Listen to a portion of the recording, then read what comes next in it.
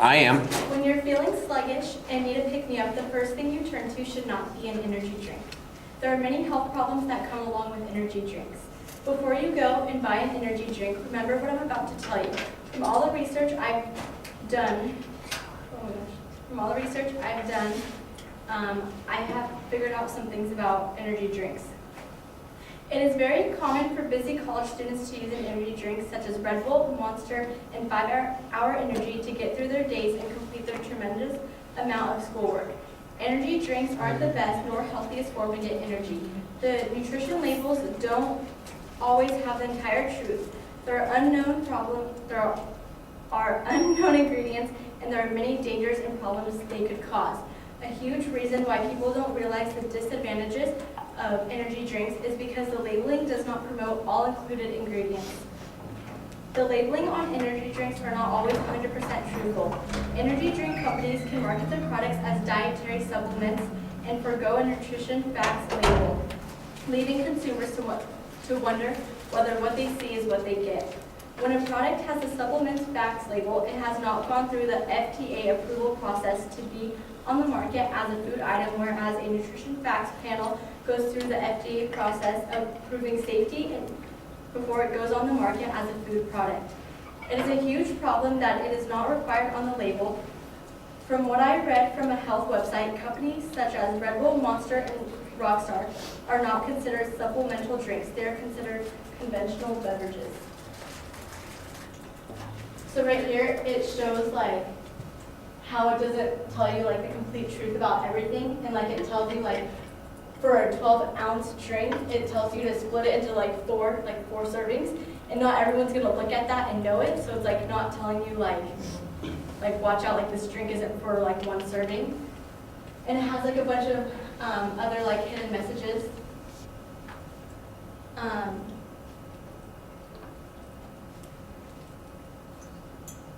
It is important to know the main ingredients in your drink and the purpose they have. There is a lot of sugar and caffeine in energy drinks. There is also guarana, taurine, and ginseng. Guarana is a plant, and what we consume is the plant seeds. The plant has the highest caffeine content of any other plant out there. It is a natural caffeine, so it is not bad for you. Taurine is an amino acid that supports neurological development and helps regulate the level of water and minerals in the blood. It also has antioxidant properties. Ginseng is a medical herb that could improve physical performance, focus, and memory. Those are the good ingredients, but the caffeine and sugar overpower it. It is okay to have sugar, but too much leads to health problems, such as tooth decay, weight gain, and obesity-related diseases. In a single energy drink, there could be 24 to 29 grams of sugar. 1 tablespoon equals 12.5 grams. An 8-ounce drink has 2 to 2 1/3 teaspoons of sugar. That's a lot of sugar. Since the good ingredients don't counteract the sugar and caffeine, many people experience dangerous side effects from these drinks. The health problems that could come with energy drinks are what people should consider.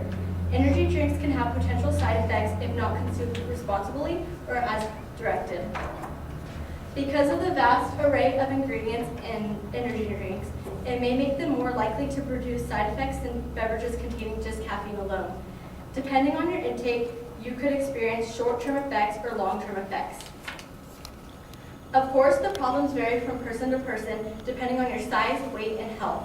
So it all depends on your intake, but in general, if you drink an energy drink and it's way too much caffeine and sugar for your body, or if you're just feeling super exhausted and you decide to drink 2 cans, your body could react to it differently.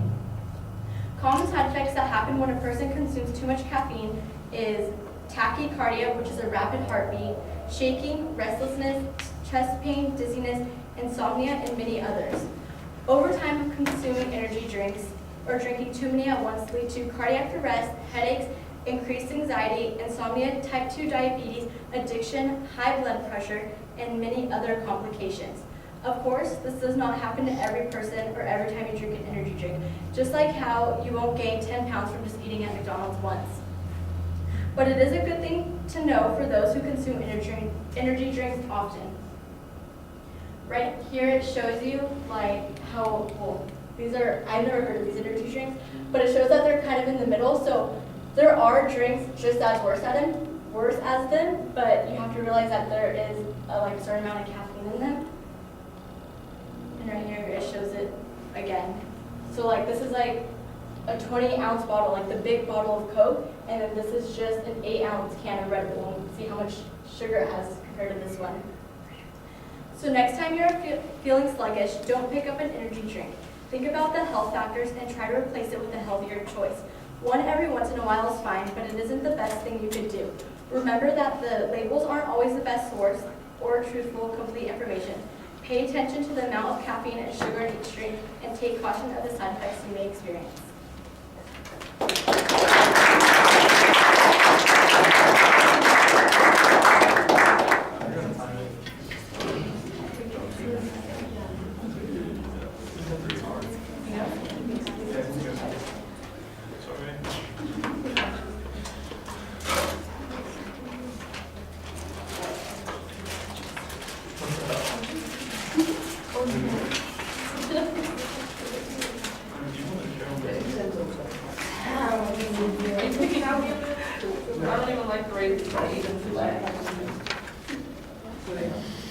So Gio, what did you think? Well, I really like the topic, considering that I myself need a lot of energy. The visuals, went well with speech. It's a little stuttering, obviously, for the visual energy. I felt like you were relying a little bit too much on your note cards. I feel like you could work on that. But overall, I think it was a really good presentation. All right.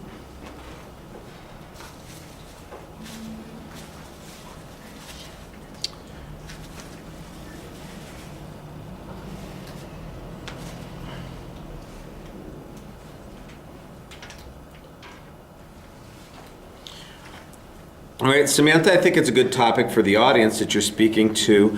Your purpose statement, though, sounds like it's a persuasive speech rather than an informative speech. I do think there's informative content here, and you do a pretty good job trying to get that information into the speech. But like I said, at the start, it really comes across like you're going to go in a different direction. You might want to moderate that a little bit. I thought that there's a lot of reading in the presentation, and especially at the beginning of the speech, it seems odd because you really want to connect with the audience as soon as you can, and when you're reading, and you're rushing a little bit when you're doing the reading, it doesn't.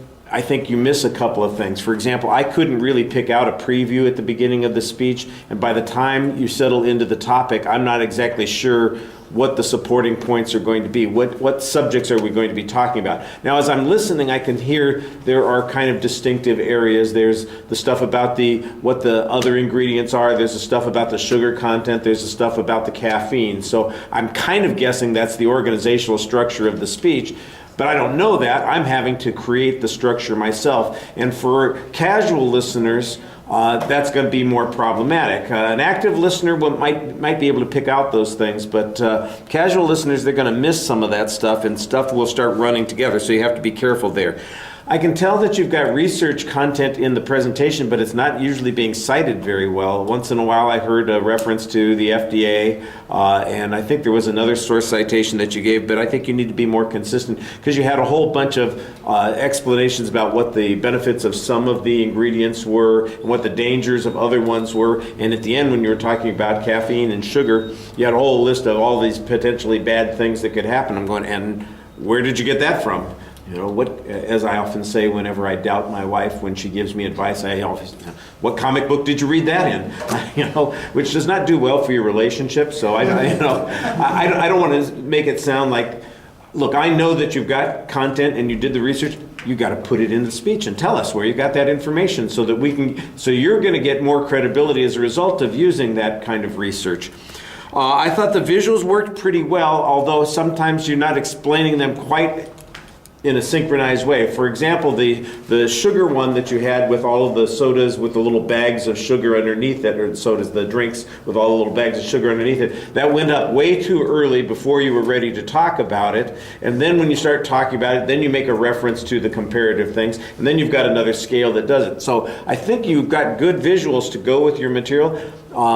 but you're going to kind of have to sequence in a little bit more. That's probably a practice sort of thing that would fix that issue. I like the visual that you had, that there's a difference between a supplemental label and a nutritional label. That's a piece of information that I'd never heard before, and I've heard debates on this particular issue. People have spent a lot of time talking about this, so you need to maybe explain where that came from. Why is it that these products can get away with a supplemental label as opposed to a nutritional label?